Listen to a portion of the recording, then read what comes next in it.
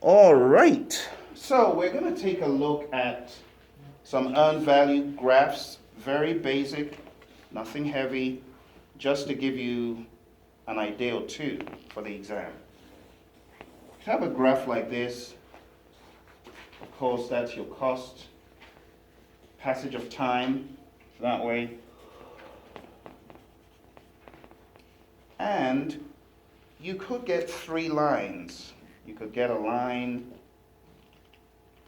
that goes like this. And of course, they're going to crisscross it to throw you off. Do something like that. And then you could have a line that passes through the middle, like that. And they could say your red line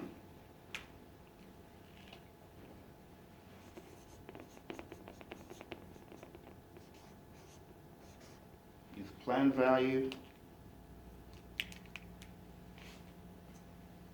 your green line is your earned value, and let's say your blue line is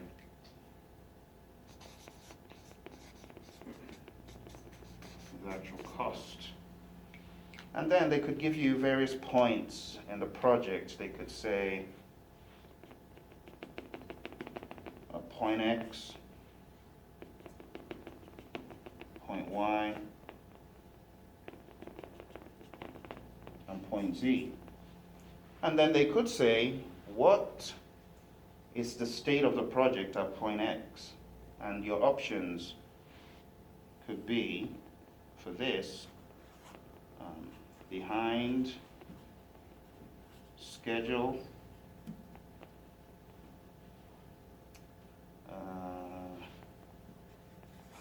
ahead, schedule,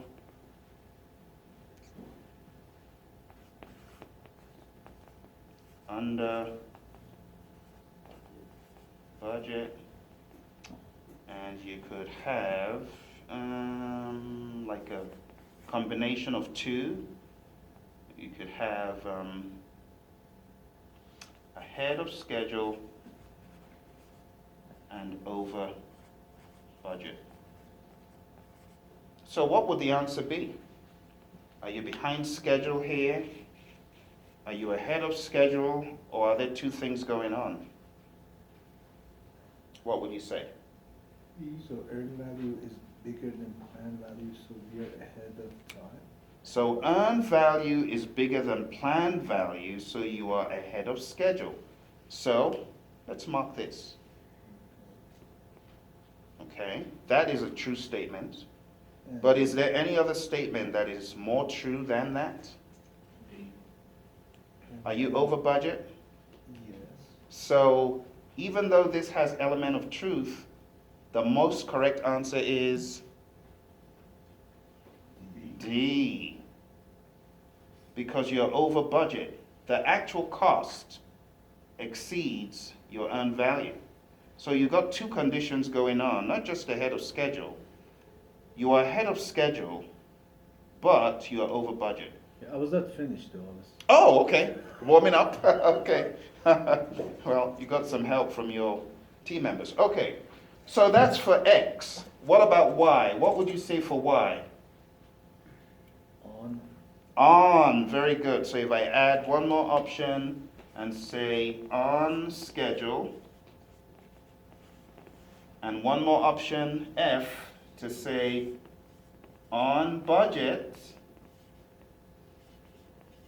and one more option, G, to say on budget and on schedule.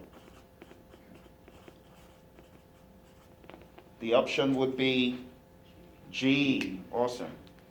So for Y, the option would be G. You're right on. They're all intersecting. You're going to have ones and zeros.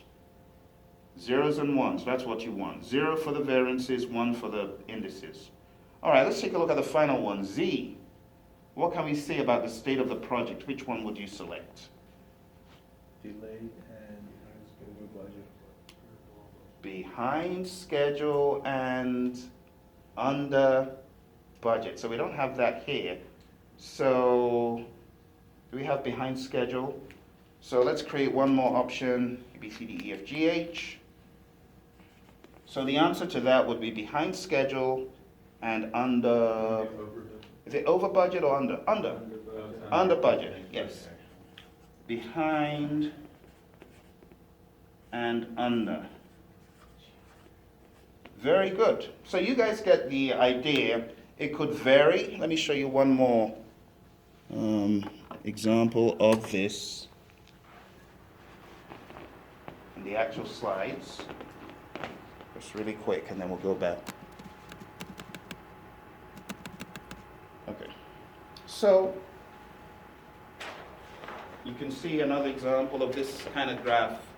It varies, but these are really what those lines are. In the cumulative sense, the PVs, when you add the PV up over time, is going to give you the BAC. You could also have your prediction, the EAC line, which is a prediction of where you will likely end up. Now, our next task is to talk about EACs so that you guys can actually explain how you arrived at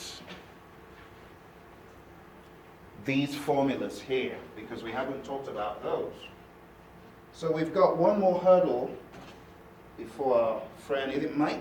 Yeah. Before Mike gets here, we got about, we got up to an hour and 10 minutes? A little more, I'll be there. Okay, cool. So let's talk about this concept of EACs. This is the part where it gets a little bit tricky if you've not been down this road before, but from what I gather, you guys are veterans, awesome and veterans. Okay, veterans in the field of project management. All right, so is that a true statement? Okay, so let's take a look at one of our previous drawings here. This one. It's a good one to start with. All right. So if we take a look at this, should probably give it a bit more light in. Let me go back and do that. Take a look at this, but you guys tell me, how much money do you think we're going to end up spending in total based on how we're performing right now? 40,000.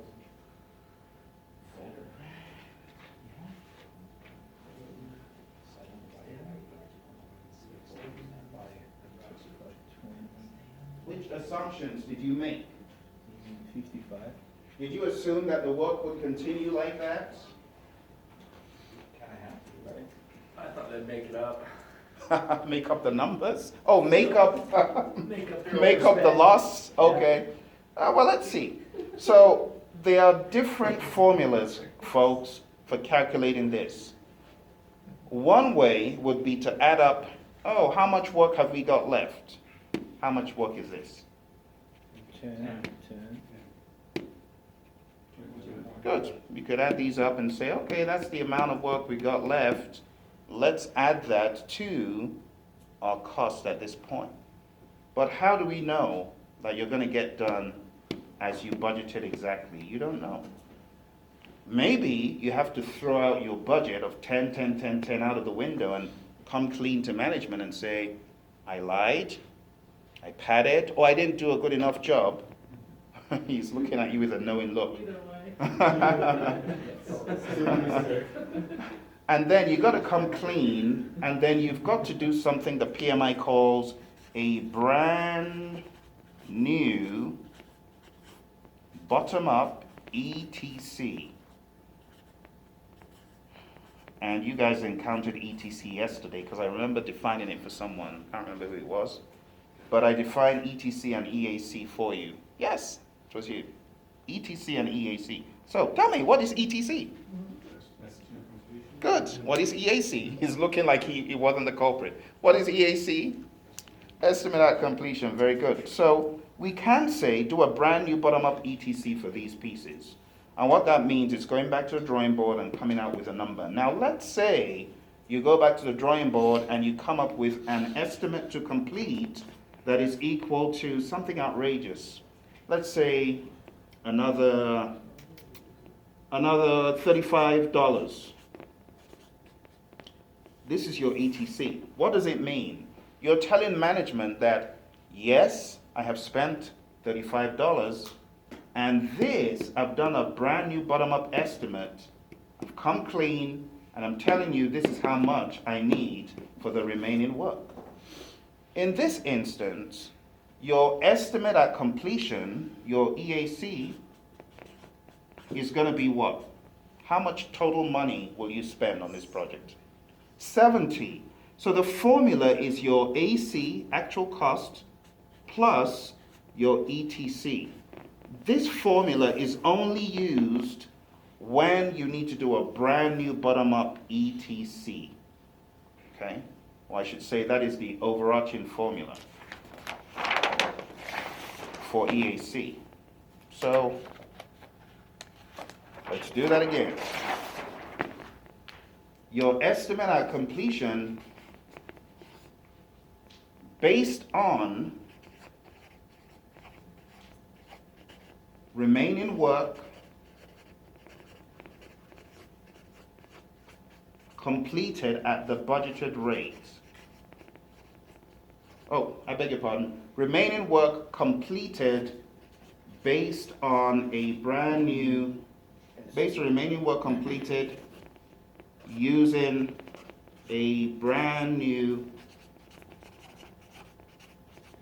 bottom-up ETC. There are many conditions, and I'm thinking about the second one. This first condition is based on remaining work completed using a brand new bottom-up estimate to complete. And this is ETC plus AC, or AC plus ETC, interchangeable. Actual cost plus estimate to complete. Whichever one you put first is fine. All right, so in this example we just looked at, we had 35K plus 35K, and that was 70K. They will always tell you what the ETC is. So in this example, I threw out a number, but on the exam, it will be very clear what that ETC is. They will either give you several variables to add up, or they'll just give you the ETC.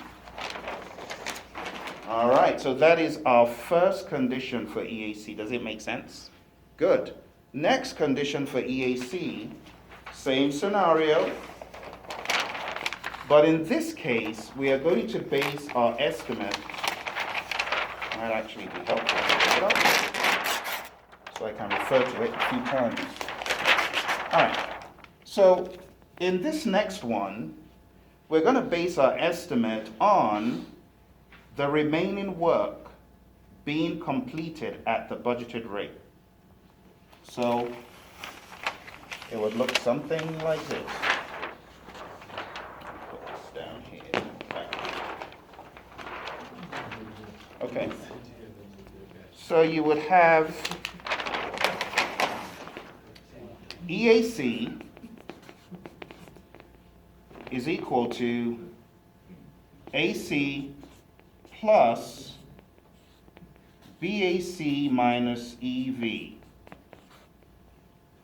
And what does that mean? Hold on to that thought. Show this to you one more time.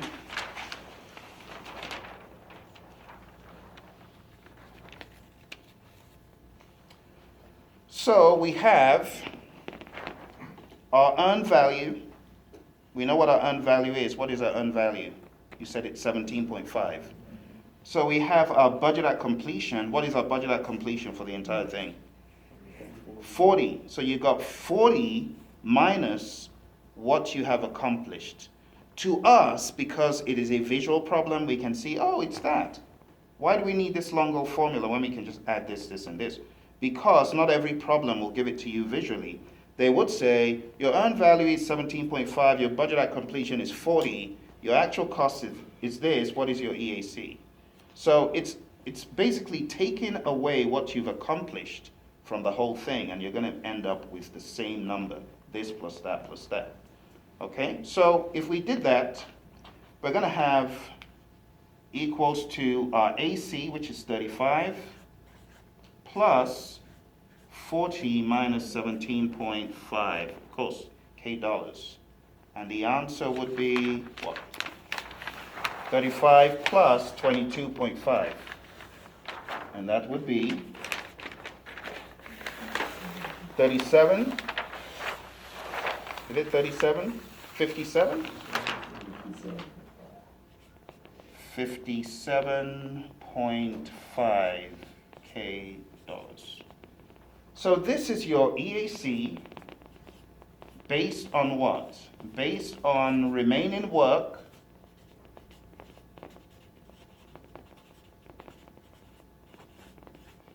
some people will call it ETC work.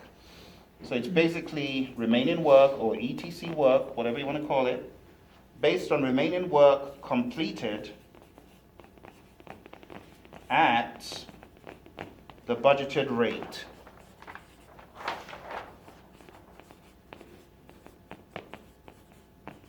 All right. That is the second condition for EAC. So you can see, based on your assumptions, or based on reality, your EAC could differ. If you need to come clean, you lied, you padded, you are not sure, your numbers could be that. But if your numbers are still airtight, then it's just going to be 57.5K, not as bad. Now, we could take this same formula and we could embellish it a little bit based on certain conditions. We could say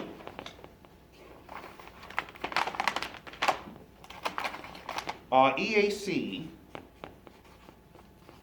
based on our current cumulative CPI. It now begins to get very interesting. So if we do this based on our current cumulative CPI, let's take a step back.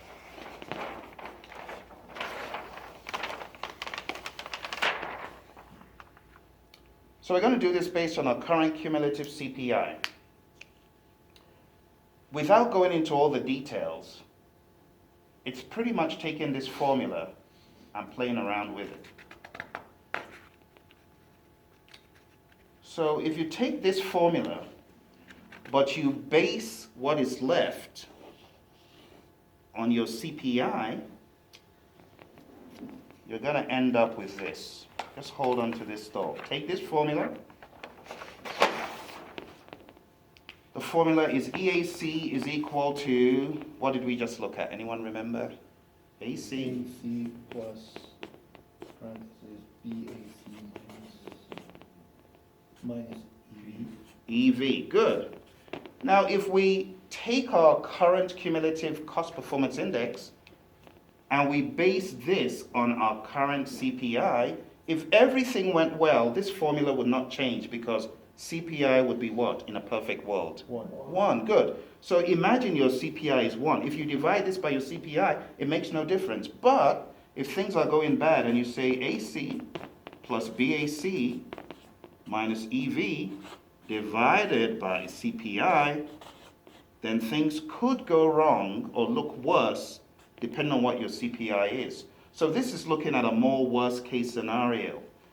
Now if you begin to solve this stuff down, you're going to have AC plus BAC divided by CPI minus EV divided by CPI.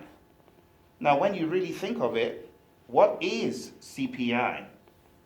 It's AB divided by AC. So you're going to have EV divided by AC. EV divided by AC. Really, it's like doing it double, but I don't want you to lose track of this. Now, at the end of the day, this and this are going to cancel. Or you could think of it like this. This CPI is really what? EV divided by AC. So it's like having your AC divided by EV, since CPI is at the bottom. That and that will cancel out, and this will cancel out. So you're actually going to be left with EAC is equal to BAC divided by CPI. That's how they get this formula. You don't need to go through all the working out, but I just wanted to show you that this is the underlying formula for EAC. You just need to tweak it to end up with this for this condition. So this is EAC based on our current cumulative CPI, which will give you this. So the formula is really EAC is equal to BAC divided by CPI. Okay? So you don't need to cram all of that. This is really what you need to know. But in some instances, being able to work it out will help. All right, we got one more left. Again, we're going to take this formula and, let's do a problem based on this. So if you guys plug in, what was your CPI in the previous 0.5? So if we take 40 divided by 0.5, that's going to be 80. Oh. So that is even worse. $80K, that is even worse than our very first one. Our very first one was 70.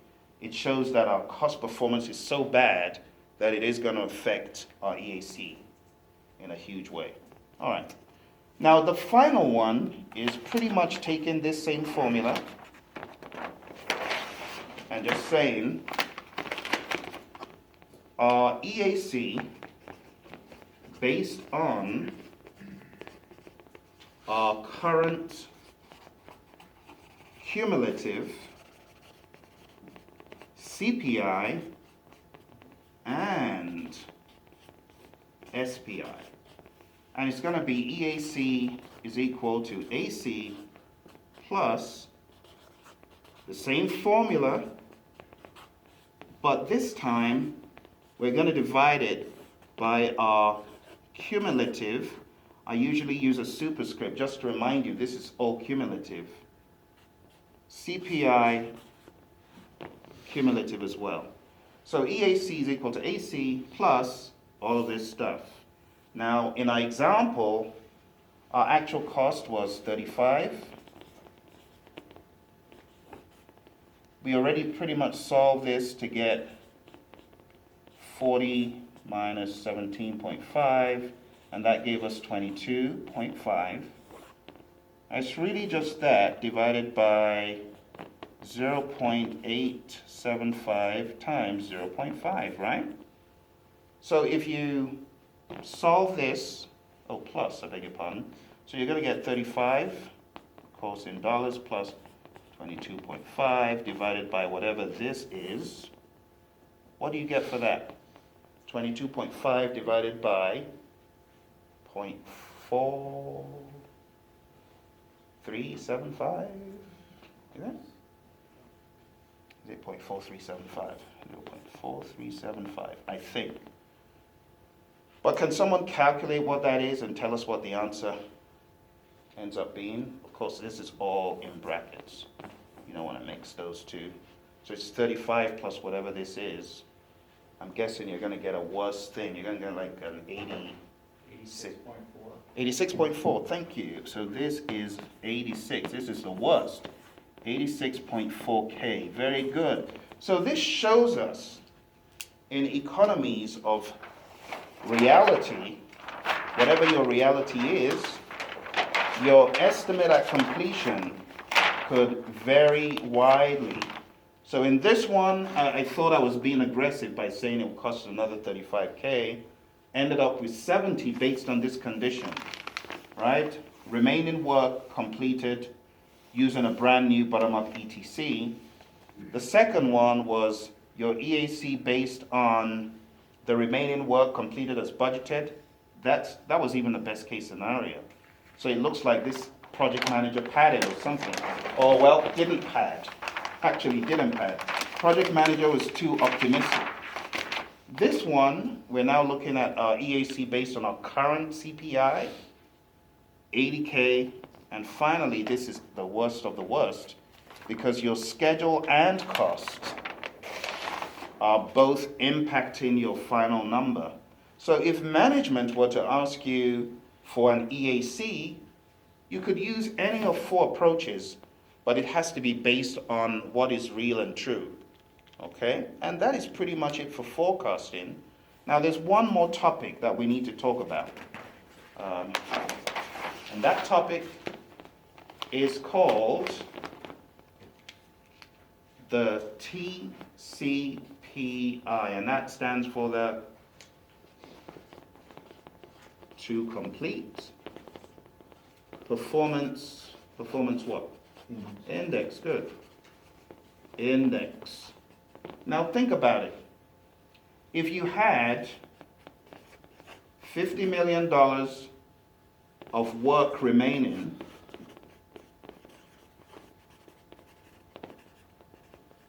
but only $30 million of funds remaining.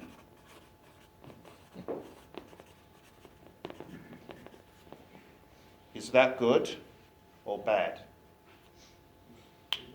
Pretty bad, yes. Now TCPI is simply work remaining divided by funds remaining. That's really what it is. But in the world of earned value, we need to convert work remaining into these other metrics that we've talked about. So your work remaining is going to be your budget at completion minus your earned value. You're already used to seeing those two. Because think about it. In that problem we looked at, your work remaining is the whole thing, the budget at completion minus what you've done. That's why it's BAC minus EV. Now the funds remaining is going to be your 40K minus what? Funds remaining is BAC minus what? Thank you, actual cost, absolutely. AC, thank you.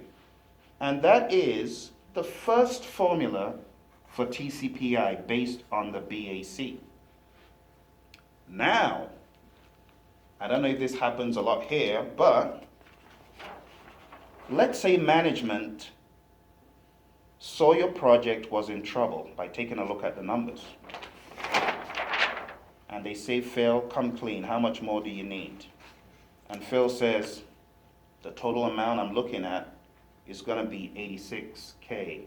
In other words, my EAC will end up being 86K. Management says, you know what, because you've been a good PM here for many years before the acquisition, we're going to give you the money. We're going to forgive you, Phil, on this particular occasion. Your formula is then going to change. Management has promised me more money. Yay! So my funds remaining is going to change. It's no longer going to be based on the 40K. It's now going to be based on the 86. Woohoo! Well, that could come back and bite me later on, so I don't know if I should be so happy, but I'll live in the now. And I'm going to end up having EAC minus AC. But this is your TCPI based on the EAC. And on the exam, they will tell you, calculate the TCPI based on your EAC or based on your BAC. Or they give you a scenario, project manager on a project, you ask management for more money, they approve it. Your EAC will end up being this. What is your TCPI? Use EAC. But if the question says your project manager on a project, management has refused any intervention, you have to try to meet that budget, then it's going to be this. Bless you. So what does TCPI mean? If your TCPI is equal to 0.8, what this means is, in order to meet management's objective for cost, whatever that looks like, you need to be making at least 80 cents for every dollar you spend. In other words, you got like a 20-cent buffer. That's not bad. But if your TCPI is equal to, it's actually an index. If it's equal to 1.25, that means you're spending $1, but you're getting $1.25 out of every dollar in order to meet management's objective. How on earth are you going to do that? Except you work for free, you know. So management would be worried if they saw this. If they saw that, they'd say, looks like you padded, but that's all right. If TCPI is equal to 1, that means for every dollar you spend, you need to get $1's worth out of it, and you will meet management's objective. So what do we mean by management's objective? Depending on what that objective now is. In the scenario I painted for you, management's objective now is the 86K. But if management said, Phil, we're not giving you any more money, it's going to be based on our original 40K for the project. And you guys have survived the very worst of earned value management. So it's sunshine and roses from here on out. Honestly, this is the part that makes people cry, and you guys are like, so what? What's next? I like it. All right. So can I give you guys some problems to solve? Let's go to the learning management system, and let's work on our cost management. You guys are up to the task. I thought I wouldn't give it to you, but I'm going to have to give you this one now, because I think you guys live in this world. Even though you don't call it earned value, you live in this kind of awareness. So let's go to the learning